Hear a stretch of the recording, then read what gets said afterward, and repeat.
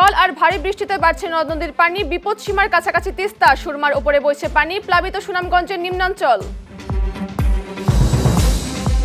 মৃত্যুদণ্ডপ্রাপ্ত সাবেক স্বরাষ্ট্রমন্ত্রী কামালকে ফেরত চেয়ে দিল্লিতে ঢাকার চিঠি পাঠানো হয়েছে, আন্তর্জাতিক অপরাধ ট্রাইব্যুনালের রায়ের কপিও। এবং মেসির আর্জেন্টিনাকে হারিয়ে বিশ্ব চ্যাম্পিয়ন ইয়ামালের স্পেন, গোল্ডেন বুট এমবাপ্পের হাতে বল পেলেন রদ্রি, সেরা গোলরক্ষক সিমন।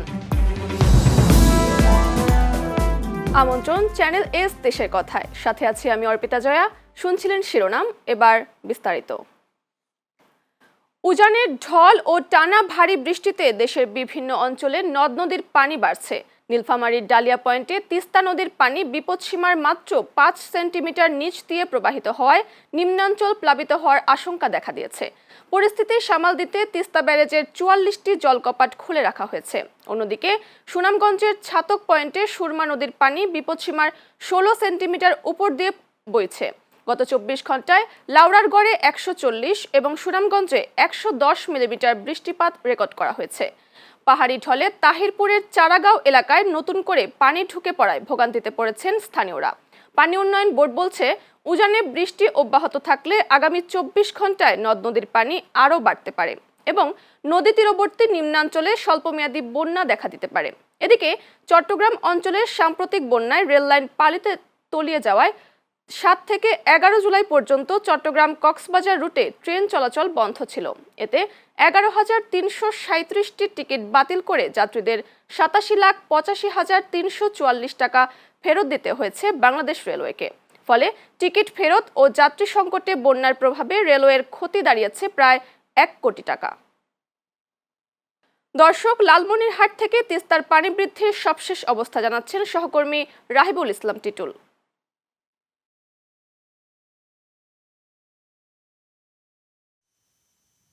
জি জয়া, আপনাকে ধন্যবাদ। আপনি যেমনটা বলছিলেন সেটি হচ্ছে টানা 4 বার কিন্তু তিস্তায় পানি বাড়ায় কিন্তু নিম্ন অঞ্চল প্লাবিত হয়। আর সেই ক্ষত চিহ্ন শুকাতে না শুকাতেই কিন্তু আবারও পানি উন্নয়ন বোর্ড এবং আবহাওয়া সতর্কীকরণ তারা কিন্তু যেমনটি জানিয়েছে, তারা হচ্ছে যে স্বল্পমেয়াদী বন্যা আবারও তিস্তায় পানি উঠতে পারে। আমরা পানি উন্নয়ন বোর্ডের সাথে খোঁজখবর নিয়েছি, কথা বলেছি। ওখানকার যে স্থানীয় লোকজন আছে আমরা তাদের সাথে কথা বলেছি, তারা আমাদেরকে যেমনটি জানিয়েছে সেটি হচ্ছে যে আজকে সকাল থেকে কিন্তু তিস্তার পানি বিপদসীমার 5 সেন্টিমিটার উপর দিয়ে প্রবাহিত হচ্ছে। সেটি হয়তো পর্যায়ক্রমে আমরা যেমনটি জানতে পেরেছি, সেটি হচ্ছে পর্যায়ক্রমে কিন্তু পানি উঠানামার মধ্যে থাকতে পারে সারাদিনে। আর যখন নিম্ন অঞ্চলগুলো যেটা রয়েছে সেই নিম্ন অঞ্চলে কিন্তু পানি বেড়ে বন্যার সৃষ্টি হতে পারে স্বল্পমেয়াদী। তবে সেটি যদি অতি দ্রুত নেমে যায় তাহলে কিন্তু জনভোগ সৃষ্টি হওয়ার তেমন কোনো লক্ষণ নেই।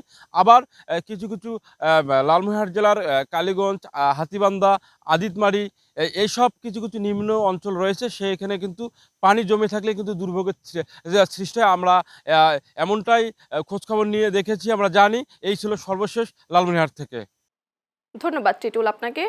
দর্শক, রংপুর থেকে সহকর্মী রবিউল ইসলাম জানাচ্ছেন বন্যার শঙ্কা নিয়ে সর্বশেষ খবর।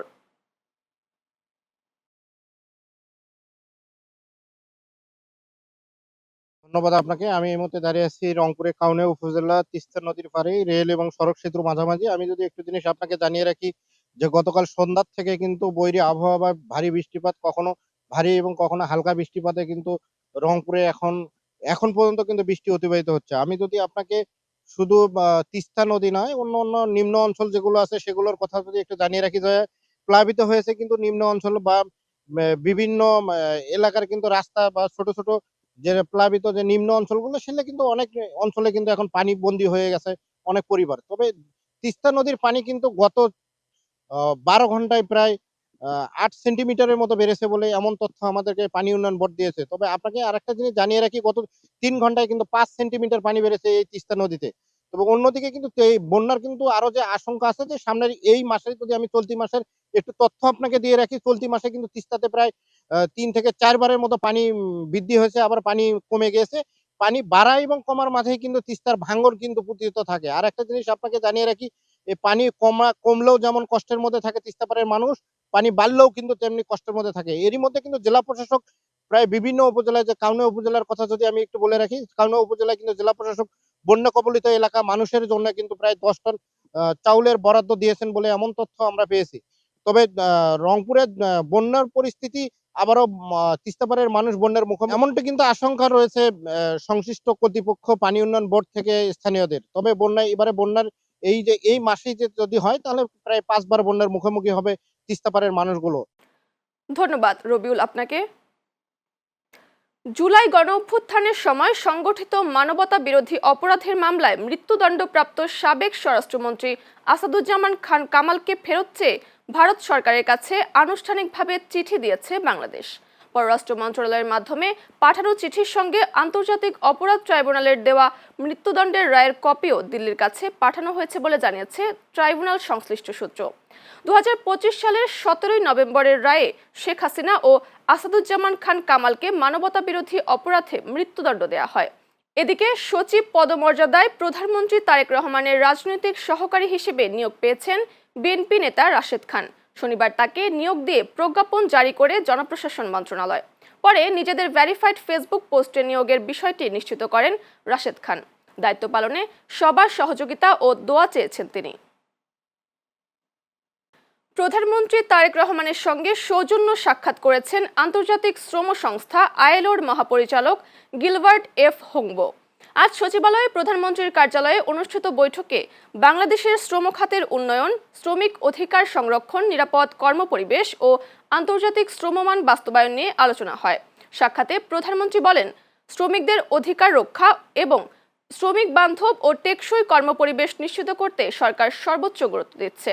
অন্যদিকে জনগণের প্রত্যক্ষ ভোটে নির্বাচিত সরকার দায়িত্ব নেওয়ায় বাংলাদেশের প্রতি আন্তর্জাতিক সম্প্রদায়ের আস্থা আরও বেড়েছে বলে মন্তব্য করেন আইএলওর মহাপরিচালক। শ্রমখাতে চলমান সংস্কার ও আন্তর্জাতিক শ্রমমান বাস্তবায়নে বাংলাদেশের উদ্যোগের প্রশংসা করে সহযোগিতা আরও জোরদারের আগ্রহ প্রকাশ করেন তিনি। বৈঠকে সামাজিক নিরাপত্তা, দক্ষতা উন্নয়ন, কর্মসংস্থান বৃদ্ধি, তৈরি পোশাক খাত, অনানুষ্ঠানিক শ্রমবাজার, অভিবাসী শ্রমিকদের অধিকার এবং নিরাপদ ও সুশৃঙ্খল অভিবাসন নিয়েও আলোচনা হয়।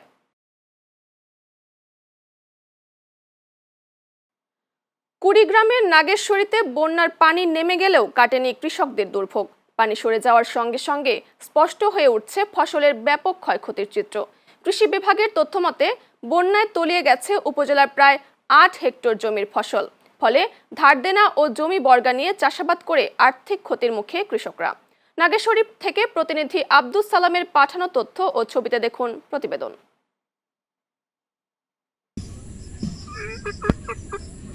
বন্যার পানি নামতে শুরু করায় মাঠ জুড়ে দেখা মিলছে ক্ষতির ভয়াবহ চিত্র। সবুজ ক্ষেতের জায়গায় পড়ে আছে নষ্ট হয়ে যাওয়া ফসল। আর সেই ক্ষতির হিসাব কষে চোখে মুখে হতাশার ছাপ কৃষকদের। উজানের ঢল ও টানাভারী বৃষ্টিতে ধরলা, তিস্তা, দুধকুমার ও ব্রহ্মপুত্র নদের পানি বৃদ্ধি পেয়ে তলিয়ে যায় নাগেশ্বরীর বিস্তীর্ণ ফসলি জমি। দীর্ঘদিন পানির নিচে থাকায় নদী তীরবর্তী ও নিম্নাঞ্চলের প্রায় 8 হেক্টর জমির আমন বীজতলা, পটল, মরিচ, বেগুন, ঝিঙে, শশাসহ বিভিন্ন ফসল নষ্ট হয়ে গেছে পুরোপুরি। কৃষকরা বলছেন, ধার দেনা করে চড়া দামে বীজ, সার ও কীটনাশক কিনে আবাদ করেছিলেন তারা, কিন্তু লাভ তো দূরের কথা, বন্যার পানিতে ফসল নষ্ট হয় ঋণ পরিশোধ নিয়ে দুশ্চিন্তায় তারা। এখন কি করব, চলার মতো তো উঠে নেই। আমার নদীভঙ্গ এলাকা, শহর এলাকা, পানি সবাই আমাকে এমন ক্ষতি করে, তাই পুড়ে ফুটি দিয়েই করে। পানি কমবে, তারপরে যে ওই পাশে বেগুন, সব ফসল নষ্ট হয়ে গেছে। এখন কি করি আমরা কি করবো? সরকারের কাছে এখন দাবি বা আশা যেন সুদৃষ্টি একটু দেয় আমাদের এই কৃষকদের দিকে। এই যে মনে করেন লাউ, পটল, মনে করেন বাইগন, মনে করেন এই সমস্ত জিনিস এবার বন্যায় আসিয়ে একদম একেবারে মনে করেন ডুবে গেছে। এখন তো মনে করেন কিছুই নেই। বাইগন আবাদ করছি, লাউ আবাদ করছি, এলে বন্যাতে ক্ষতি হয়ে গেছে। মনে হয় ঘর থেকেই বসে পড়ি, আমরা সমস্যা দিতে পারি নাই। হালকাতা আমার কিছু হয়ে আছে, এখন সরকার দিয়ে যে কিছু হেলমেট করলে হয়।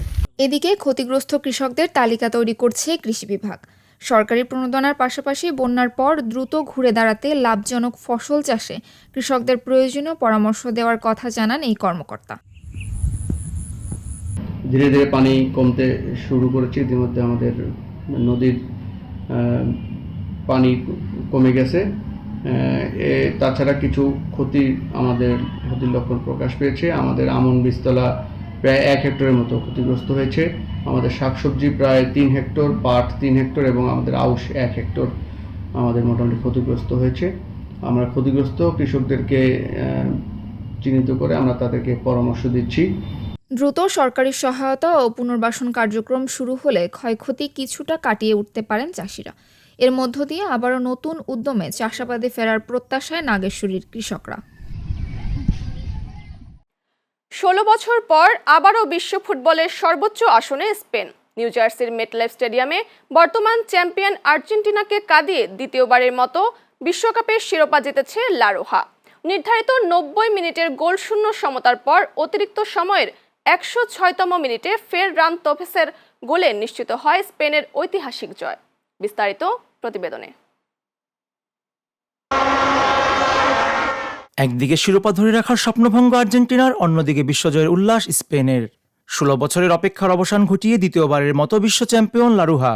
নিউ জার্সির মেডলাইফ স্টেডিয়ামে ফাইনালে মুখোমুখি বর্তমান চ্যাম্পিয়ন আর্জেন্টিনা ও 2010 সালের বিশ্বজয়ী স্পেন।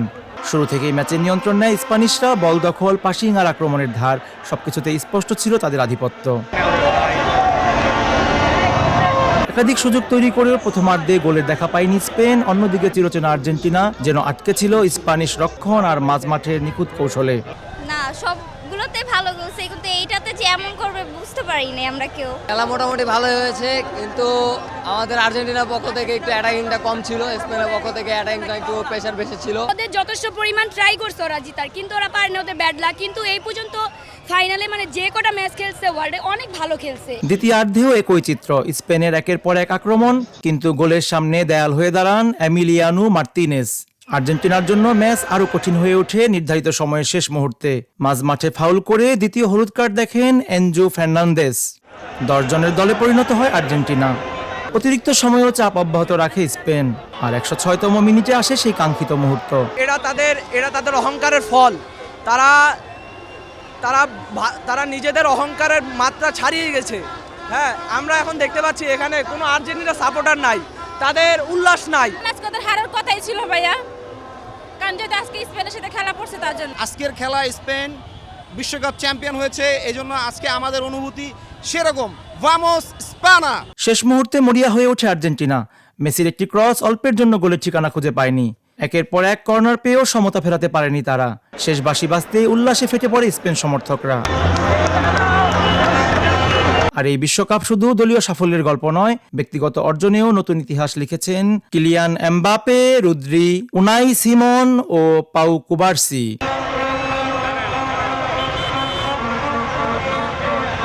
বিশ্বকাপের সঙ্গে এসেছে রেকর্ড প্রাইজ মানিও। স্পেন পেয়েছে $5 কোটি, রানার্স আপ আর্জেন্টিনার প্রাপ্তি $3 কোটি 30 লাখ। মিঠুন সরকার, চ্যানেল এস, ঢাকা। শেরপুরের সীমান্তবর্তী গারো পাহাড়ের সংরক্ষিত বনভূমি চলছে নির্বিচারে গাছ কাটার মহোৎসব। শাল, গজারি সহ বিভিন্ন প্রজাতির গাছ কেটে বন উজাড় করছে একটি চক্র। স্থানীয়দের দাবি, বন বিভাগের কিছু অসাধু কর্মকর্তা ও কাঠ পাচারকারী চক্রের যোগসাজশেই চলছে এই ধ্বংসযজ্ঞ। যদিও বন বিভাগের দাবি, নিয়মিত অভিযান চালিয়ে জড়িতদের বিরুদ্ধে ব্যবস্থা নেওয়া হচ্ছে। শেরপুর থেকে সহকর্মী মনিরুজ্জামান রাসেলের পাঠানো তথ্য ও ছবিতে দেখুন প্রতিবেদন।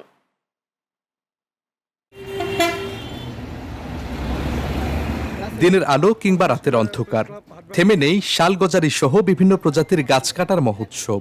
ট্রলি, ভ্যান আর বিভিন্ন যানবাহনে করে অনেকটা প্রকাশ্যেই বন থেকে বের করে নেওয়া হচ্ছে মূল্যবান কাঠ। শেরপুরের সীমান্তবর্তী গারো পাহাড়, জেলার শ্রীবর্দী, ঝিনাইগাতি ও নালিতাবাড়ি উপজেলার বিস্তীর্ণ পাহাড়ে রয়েছে 19,085 একর বনভূমি। এর মধ্যে প্রায় 6,000 একর সংরক্ষিত বন। একসময় শালগজারের বনে আচ্ছাদিত ছিল পুরো পাহাড়ি এলাকা, কিন্তু এখন প্রতিদিনই বনখেকোদের কোড়ালের আঘাতে উজাড় হচ্ছে সংরক্ষিত বনাঞ্চল। হুমকির মুখে পড়ছে জীববৈচিত্র্য ও পরিবেশের ভারসাম্য। স্থানীয়দের অভিযোগ, বন বিভাগের কিছু অসাধু কর্মকর্তা কর্মচারী ও কাঠ পাচারকারী চক্রের যোগ সাজস্যেই দীর্ঘদিন ধরে চলছে এই বন ধ্বংসের কার্যক্রম। প্রতিনিয়ত পাথর উত্তোলন, গাছ কাটা, এই কাজগুলো চলতেছে। তো গাছ কেটে ফেললে আমরা জানি যে মাটি ক্ষয় হয়, যেগুলো আমাদের ফসলের জমিগুলোকে নষ্ট করবে। গারো পাহাড়ে যে শাল গজারি গাছগুলো আছে, ইভেন এখানকার যে ঔষধি গাছগুলো আছে, ফলজ গাছগুলো আছে, এগুলো রাতের অন্ধকারে কেটে বিক্রি করছে, যার ফলে এখানকার যারা আমরা স্থানীয় মানুষ তারা বেশি ক্ষতিগ্রস্ত হচ্ছে। শেরপুরের গারো পাহাড় ধ্বংসের পিছনে 2-3টা কারণের মধ্যে প্রথম কারণ হচ্ছে অবৈধ দখল ও দ্বিতীয় কারণ হচ্ছে রাতের আধারে সিন্ডিকেট ভাবে অবৈধভাবে গাছ কাটা। গাছগুলো রাতের আধারে এবং ভোর সকালে গাছ কেটে যুগ সাজসে এখানের কিছু স্থানীয় কিছু লোক রয়েছে, তাদের যুগ শাসনে আমাদের গাছগুলো কাটার দুঃসাহস পাচ্ছে। বনাঞ্চল ধ্বংসের পাশাপাশি চলছে বালি, মাটি ও পাথর উত্তোলন। বছরের পর বছর ধরে এমন অরাজকতা চললেও ধরাছোঁয়ার বাইরে থেকে যাচ্ছে মূল হোতারা। এতে দিন দিন আরও বেপরোয়া হয়ে উঠছে বনখেকো চক্র। নিজেদের অস্তিত্ব নিয়েও শঙ্কিত স্থানীয় বাসিন্দারা। এই বনকে ধ্বংস করার জন্য মুষ্টিমেয় কিছু লোক যোগসাজশ করে প্রতিনিয়ত যেভাবে গাছ কাটছে, যেভাবে বালি উত্তোলন করছে, পাথর উত্তোলন করছে, ঠিক একটা সময় মরুভূমিতে পরিণত হবে। শেরপুরের যে গারো পাহাড়, এই গারো পাহাড় যদি একদিন বিলীন হয়ে যায়, আমরা ভবিষ্যৎ প্রজন্মের জন্য একটা অভিশাপ হয়ে থাকবো। বন্যপ্রাণীগুলো দিন দিন হারিয়ে যাচ্ছে, ফলে আমরা এই প্রাকৃতিক সৌন্দর্যের নীলাভূমিকে ধ্বংসের মুখে ঠেলে দিচ্ছি। আমি সংশ্লিষ্ট বিভাগ এবং সংশ্লিষ্ট ব্যক্তিদের প্রতি বিশেষ দাবি জানাচ্ছি এসব বন্ধ করার জন্য কার্যকর পদক্ষেপ গ্রহণ করার জন্য। তবে বন বিভাগের দাবি, গাছ কাটা ও পাচারে জড়িতদের বিরুদ্ধে নিয়মিত অভিযান চলছে। আটক করা হচ্ছে অভিযুক্তদের, দেয়া হচ্ছে মামলাও। অত্যন্ত সফলতার সাথে সকল দুষ্কৃতিকারীকে শনাক্ত করেছি। সবগুলো কাঠ আমরা ধরে অফিসে এনে সিজ করে আনতে পেরেছি, তারা বের করে নিয়ে যেতে পারি নাই, এবং আমরা মামলা দিয়েছি। আমরা সরাসরি আসামি চালান দিয়েছি। বালির গাড়ি ধরে আসামি সহ আমরা উপজেলা সহকারী কমিশনার ভূমি স্যারের মাধ্যমে আমরা সেই আসামিকে মোবাইল কোর্টের মাধ্যমে শাস্তির ব্যবস্থা করেছি। আমরা যদি সুনির্দিষ্ট তথ্য পাই অবশ্যই আমরা ব্যবস্থা নেব। শাল গাছ কাটা বা গজারি গাছ কাটা সম্পূর্ণ নিষেধ। যদি তার ব্যক্তিগত জায়গারও গাছ হয় সেটা সরকারের পারমিশন নিয়ে কাটতে হবে, আর বনের গাছ হলে তো অবশ্যই আমরা ব্যবস্থা নেব। আপনি জানেন গত কয়েকদিন আগে আপনার এই যে আমাদের রাংটিয়া রেঞ্জের গজনি বিটের বিট কর্মকর্তা এবং স্টাফগণ আহত হয়েছেন, দুর্বৃত্তরা তাদেরকে আঘাত করেছে, তারা আহত হয়েছে। গারো পাহাড়ের বন শুধু কাঠের উৎস নয়, এটি পুরো অঞ্চলের গুরুত্বপূর্ণ পরিবেশগত ভারসাম্য এবং জীববৈচিত্র্যের আধার। তাই বনখেকোদের বিরুদ্ধে কঠোর অভিযান, দায়ীদের আইনের আওতায় আনা এবং বন রক্ষায় কার্যকর উদ্যোগ নেয়ার দাবি স্থানীয়দের। তাদের প্রত্যাশা, এখনই কার্যকর পদক্ষেপ নেওয়া হলে রক্ষা পাবে গারো পাহাড়ের অবশিষ্ট শালগজারির বন। Saifur Rahman Rubel, channel S, news desk.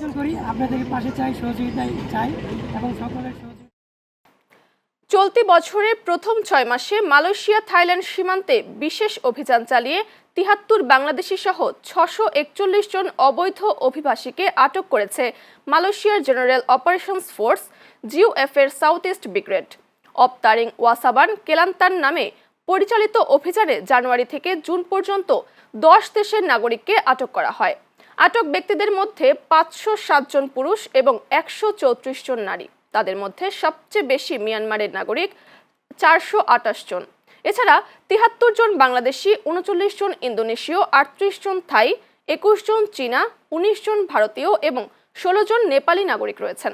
সীমান্ত বাহিনী জানিয়েছে, পাচারকারী চক্রগুলোর ছোট ছোট দলে অবৈধ অভিবাসীদের সীমান্ত পার করানোর চেষ্টা করলেও উচ্চ ঝুঁকিপূর্ণ এলাকাগুলোতে গোয়েন্দা নজরদারি ও নিয়মিত অভিযান অব্যাহত রয়েছে।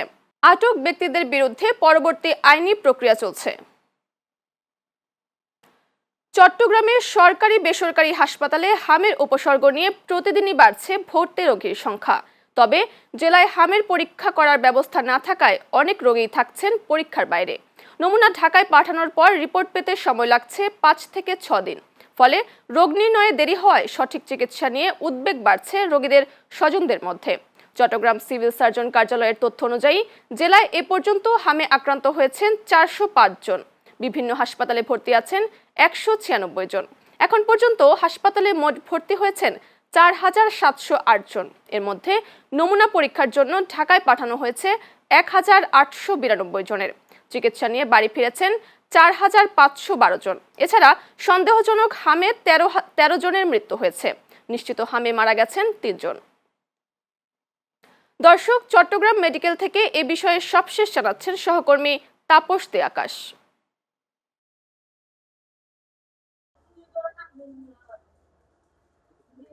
জয়া, আপনাকে ধন্যবাদ। আপনি যেমনটা জানতে চাইছিলেন, চট্টগ্রামে টিকা দেওয়ার পরও কমছে না হামের রোগীর সংখ্যা। ফলে প্রতিদিন ভুগতে হচ্ছে সরকারি বেসরকারি বিভিন্ন হাসপাতালে। পরীক্ষা নমুনা পাঠানো হয় ঢাকা, ফলে আসতে 5 থেকে 6 দিন পর্যন্ত সময় লাগে। এই কারণে অভিভাবকদের মধ্যে আতঙ্ক বেশি মাত্রা বাড়ছে। চট্টগ্রাম সিভিল সার্জন কার্যালয়ের তথ্য মতে চট্টগ্রামে হামের আক্রান্ত রোগীর সংখ্যা হচ্ছে 405 জন। বিভিন্ন হাসপাতালে ভর্তি রয়েছে 196 জন। এ পর্যন্ত হাসপাতালে ভর্তি রোগীর সংখ্যা হচ্ছে 4,708 জনের। নমুনা পরীক্ষার জন্য পাঠানো হয়েছিল 1,800 জনের। এই পর্যন্ত চিকিৎসা সেবা নিয়ে বাড়ি ফিরেছে 4,512 জনের। চট্টগ্রামে সন্দেহভাজন হামে মৃত্যুবরণ করেছে 13 জন এবং নিশ্চিত হামে মৃত্যুবরণ করেছে 3 জন। চট্টগ্রাম থেকে এই ছিল আমার কাছে সর্বশেষ। জয়া। ধন্যবাদ তাপস আপনাকে। খাগড়াছড়ির দুর্গম পার্বত্য অঞ্চলের কিশোরী ও নারীদের স্বাস্থ্য সচেতনতা বৃদ্ধির লক্ষ্যে বিশেষ কর্মশালা, বিনামূল্যে চিকিৎসা সেবা এবং স্যানিটারি ন্যাপকিন বিতরণ করেছে বাংলাদেশ সেনাবাহিনী খাগড়াছড়ি জোন। খাগড়াছড়ি সদর উপজেলার ভাইবোনছড়া বালিকা উচ্চ বিদ্যালয়ে আয়োজিত কর্মসূচিতে বিনামূল্যে এসব বিতরণ করা হয়। অনুষ্ঠানে প্রধান অতিথির বক্তব্য রাখেন Khagrachhari zone commander lieutenant colonel Aminur Rahman. তিনি বলেন, পাহাড়ি অঞ্চলের কিশোরী ও নারীদের স্বাস্থ্য বিষয়ে সচেতনতা বৃদ্ধি এবং সামাজিক সংকোচ দূর করতেই এই উদ্যোগ নেওয়া হয়েছে। স্থানীয়রা উদ্যোগটিকে সময়োপযোগী উল্লেখ করে বলেন, এ ধরনের কর্মসূচি নিয়মিত আয়োজন করা হলে দুর্গম এলাকার কিশোরী ও নারীদের স্বাস্থ্য সচেতনতা, আত্মবিশ্বাস এবং স্বাস্থ্যসেবার প্রাপ্তি আরও বাড়বে। সাশ্রয়ী ও ক্লিন এনার্জি, জলবায়ু ও পরিবেশ সুরক্ষা এবং টেকসই ইলেকট্রনিক পণ্য উৎপাদনে বিশেষ অবদানের স্বীকৃতি হিসেবে 3টি ক্যাটাগরিতে এসডিজি ব্র্যান্ড চ্যাম্পিয়ন অ্যাওয়ার্ড পেয়েছে দেশের শীর্ষস্থানীয় ইলেকট্রনিক্স ব্র্যান্ড ওয়ালটন। শনিবার রাজধানীর রেডিসন ব্লু ওয়াটার গার্ডেন হোটেলে আয়োজিত অনুষ্ঠানে ওয়ালটন হাইটেক ইন্ডাস্ট্রিজ পিএলসির কর্মকর্তাদের হাতে পুরস্কার তুলে দেওয়া হয়। টেকসই নেট জিরো ইনিশিয়েটিভ এবং এনার্জি এফিসিয়েন্সি কর্মসূচির জন্য সাশ্রয়ী ও ক্লিন এনার্জি ক্যাটাগরিতে উৎপাদন প্রক্রিয়ায় টেকসই সবুজ প্রযুক্তির ব্যবহার ও জলবায়ু সুরক্ষার অবদানের জন্য জলবায়ু ও পরিবেশ ক্যাটাগরিতে এবং টেকসই ইলেকট্রনিক পণ্য উৎপাদনের অবদানের জন্য 3য় ক্যাটাগরিতে এই স্বীকৃতি দেওয়া হয়। ওয়ালটন জানায়, কারখানাগুলোতে সৌর বিদ্যুৎ, জিরো কার্বন নিঃসরণ, পানি ও বিদ্যুৎ সাশ্রয় এবং বর্জ্য পুনর্ব্যবহারের গুরুত্ব দেওয়া হচ্ছে। অনুষ্ঠানে ওয়ালটনের পক্ষ থেকে প্রতিষ্ঠানটির হাইটেক ইন্ডাস্ট্রিজ পিএলসির additional managing director Mohammad Yusuf Ali, senior executive director Mohammad Abdullah Al Mamun, Shahjalal Hossain Limon, chief marketing officer Zoheb Ahmed এবং ইএইচএস অ্যান্ড সাস্টেনেবিলিটি বিভাগের প্রধান মোহাম্মদ মোস্তাফিজুর রহমান রাজু সহ ঊর্ধ্বতন কর্মকর্তারা বিভিন্ন ক্যাটাগরির পুরস্কার গ্রহণ করেন। চ্যানেল এস দেশের কথা শেষ করার আগে শিরোনামগুলো দেখে নিচ্ছি আরও একবার। উজানের ঢল আর ভারী বৃষ্টিতে বাড়ছে নদ নদীর পানি, বিপদসীমার কাছাকাছি তিস্তা, সুরমার উপরে বইছে পানি, প্লাবিত সুনামগঞ্জের নিম্নাঞ্চল। মৃত্যুদণ্ডপ্রাপ্ত সাবেক স্বরাষ্ট্রমন্ত্রী কামালকে ফেরত চেয়ে দিল্লিতে ঢাকার চিঠি পাঠানো হয়েছে, আন্তর্জাতিক অপরাধ ট্রাইব্যুনালের রায়ের কপিও। মেসির আর্জেন্টিনাকে হারিয়ে বিশ্ব চ্যাম্পিয়ন ইয়ামালের স্পেন, গোল্ডেন বুট এমবাপ্পের হাতে, বল পেলেন রদ্রি, সেরা গোলরক্ষক সিমন। ধ্বংসের পথে শেরপুরের গারো পাহাড়, চলছে গাছ কাটার মহোৎসব, উজাড় হচ্ছে একরের পর একর বনাঞ্চল, ক্ষুব্ধ এলাকাবাসী। এবং পাচারকারীর চক্রে বাংলাদেশিরা, মালয়েশিয়া থাইল্যান্ড সীমান্তে 6 মাসে আটক 73 বাংলাদেশি, অবৈধ অনুপ্রবেশ ঠেকাতে প্রশাসনের নজরদারি জোরদার। এই ছিল চ্যানেল এস দেশের কথায়। দর্শক, চ্যানেল এস এর সব সংবাদ দেখতে ভিজিট করুন youtube.com/channelsnews এবং facebook.com/channelsnews এই পেজে। এতক্ষণ সাথে থাকার জন্য ধন্যবাদ।